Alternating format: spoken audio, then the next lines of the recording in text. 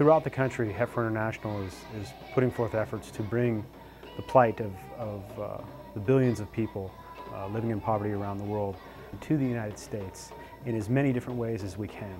And we believe that the African Children's Choir is a perfect vehicle to bring the beauty and the hope of the African continent, while at the same time shedding light on some of the brutal realities of today.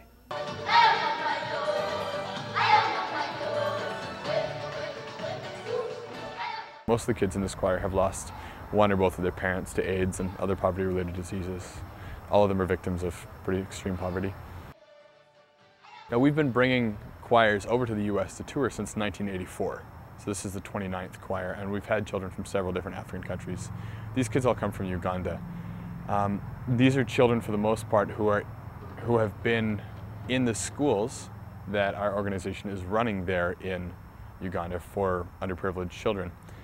So when we need to put a choir together, we'll go and look at some of these schools, meet some of the kids there, talk to the teachers and social workers, and listen to their recommendations as to who are some kids who could really benefit from this program. There's a little bit of musical screening that happens, not to look for superstars, but just sort of to make sure that you've got kids who at least have a little musical ability, or teachability really. And then the primary criteria is need.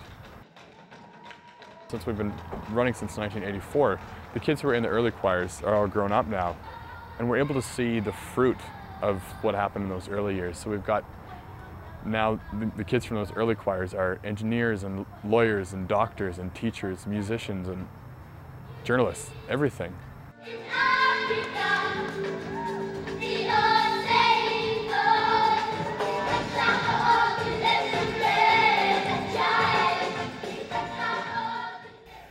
For the last 63 years, we've been focused on providing food and income generating resources to people living in poverty. We use animals, livestock, ranging from water buffaloes to honeybees, to help families rise up out of the depths of poverty and ideally stand on their own and help spread that prosperity.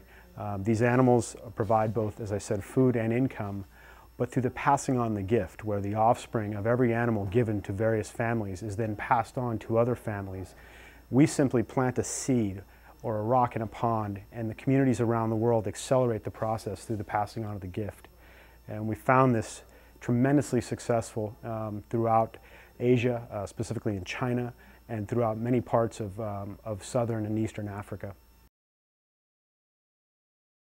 We went out on a women's group who had been given some goats and chickens and sheep and different animals.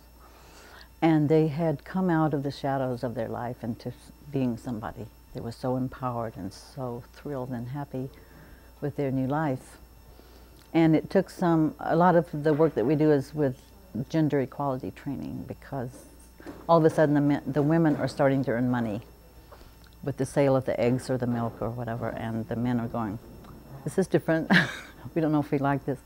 So in this particular group, we always worked with that issue until the men became going, hey, these women have done incredible.